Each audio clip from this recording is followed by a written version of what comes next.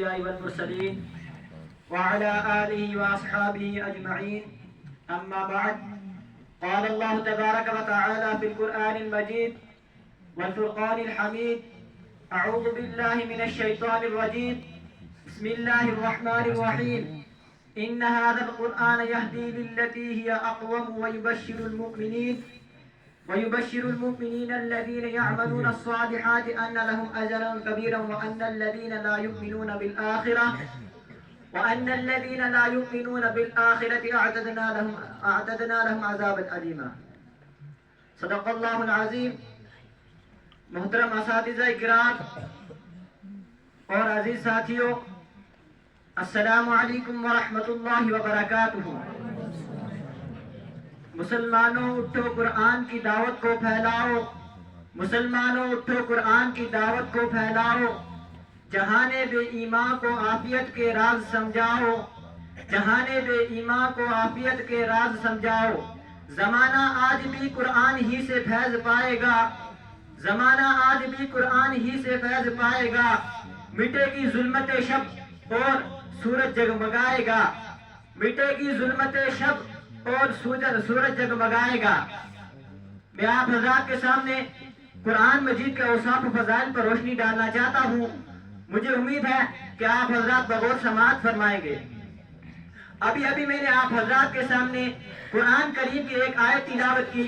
اس میں اللہ تبارک و تعالی ارشاد فرماتے ہیں، یہ قرآن اسی راستے کی طرف لے جاتا ہے جو سب سے سیدھا راستہ ہے، اور خوشخبری سناتا ہے ان لوگوں کو جو ایمان لائے اور عمل صالح کیے، ان کے لیے بڑا اجر ہے. اور اللہ تبارک و تعالی فرماتے ہیں کہ جو لوگ آخرت پر ایمان نہیں رکھتے ہم نے ان کے لیے دردناک عذاب تیار رکھا ہے. قرآن پاک کے پہلے ہی پارے میں ارشاد ربانی ہے، الف لام میم ذالک الکتاب لا ریب فیہ. یہ ایک کتاب ہے جس میں کوئی شک و شبہ نہیں، اور ہدایت ہے متقیوں کے لیے. یعنی قرآن شک و شبہ کا محل نہیں، قرآن میں شک و شبہ کی گنجائش نہیں. قرآن ہادی و رہنما ہے ان لوگوں کے لیے جو قرآن سے ہدایت اور رہنمائی حاصل کرنا چاہتے ہیں. محترم دوستو، قرآن مجید اللہ تعالیٰ کی وہ کتاب ہے جو ہمارے حضرت محمد مصطفیٰ صلی اللہ علیہ وسلم پر نازل کی گئی. ایک ایسی کتاب ہے جس کی دنیا میں کوئی مثال نہیں، نہ فصاحت و بلاغت، نہ اوصاف و فضائل، نہ کلام و بیان، نہ احکامات و فرمودات. ہر اعتبار سے بے نظیر، ہر اعتبار سے بے مثال. یہ وہ نسخہ کیمیا ہے جو ہمیں ہمارے حضرت محمد مصطفیٰ صلی اللہ علیہ وسلم کے توسط سے ملا ہے، جس میں ہمارے لیے دنیا و آخرت دونوں جگہ کی کامیابی و کامرانی کا سامان ہے، جس پر ایمان لانا ہمارے لیے دنیا و آخرت دونوں جگہ کی فوز و فلاح کی ضمانت ہے.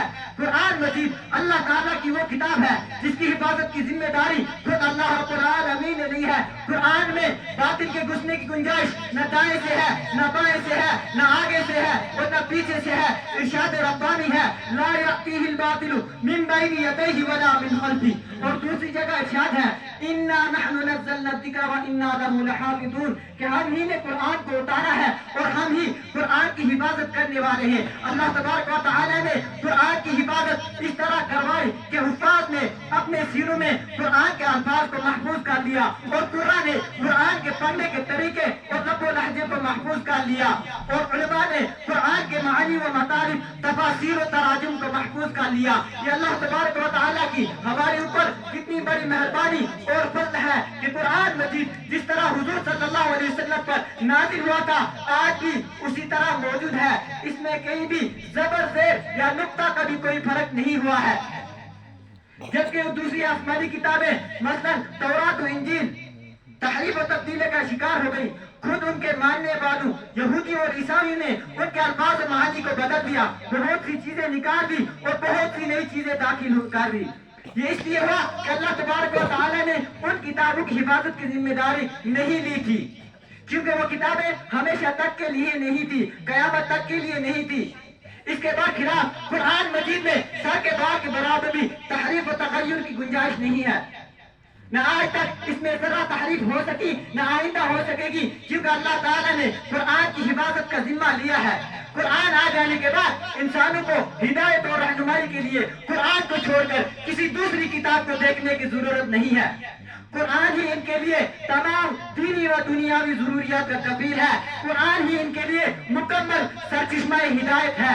قرآن مجید جو ہمارے حضرت محمد مصطفیٰ صلی اللہ علیہ وسلم کا ایک زندہ جاوید معجزہ ہے۔ حضور صلی اللہ علیہ وسلم کو بہت سے معجزات عطا کیے گئے، مگر ان میں سے سب سے اعلیٰ و برتر جو رہتی دنیا تک کے لیے ہے وہ اللہ تعالیٰ کی آخری کتاب قرآن مجید ہے۔ محترم دوستو، قرآن کا معجزہ ہے، کتاب نہیں بولتی، کلام نہیں بولتا، کاغذ نہیں بولتا، لیکن قرآن مجید بولتا ہے۔ قرآن اپنے تعارف میں کسی کا محتاج نہیں۔ آپ قرآن کریم کے بارے میں اس سے سوال کریے تو آپ کو ہر سوال کا جواب ملے گا۔ آپ پوچھے اے کتاب الہی تیرا نام کیا ہے تو جواب آتا ہے بل ہوا قرآن مجید۔ آپ پوچھے اے کتاب الہی تو کہاں رہی تو جواب آتا ہے بلسان۔ آپ پوچھئے اے کتاب الہی تو کہاں رہی تو جواب آتا ہے فی لوح محفوظ۔ آپ پوچھئے اے کتاب الہی تجھے کس زبان میں اتارا گیا تو جواب آتا ہے بلسان عربی مبین۔ آپ پوچھئے اے کتاب الہی تجھے کس نے اتارا تو جواب آتا ہے تنزیل من رب العالمین۔ آپ پوچھئے اے کتاب الہی تجھے کس پہ نازل کیا گیا تو جواب آتا ہے نزل علی محمد وهو الحق من ربهم۔ آپ پوچھئے اے کتاب الہی تجھے کون لاتا رہا تو جواب آتا ہے نزل به الروح الامین۔ آپ پوچھئے اے کتاب الہی تو کس جگہ آئی تو جواب آتا ہے هذا البلد الامین۔ آپ پوچھئے اے کتاب الہی تو کس ماہ میں آئی تو جواب آتا ہے شہر رمضان الذی انزل فیہ القرآن۔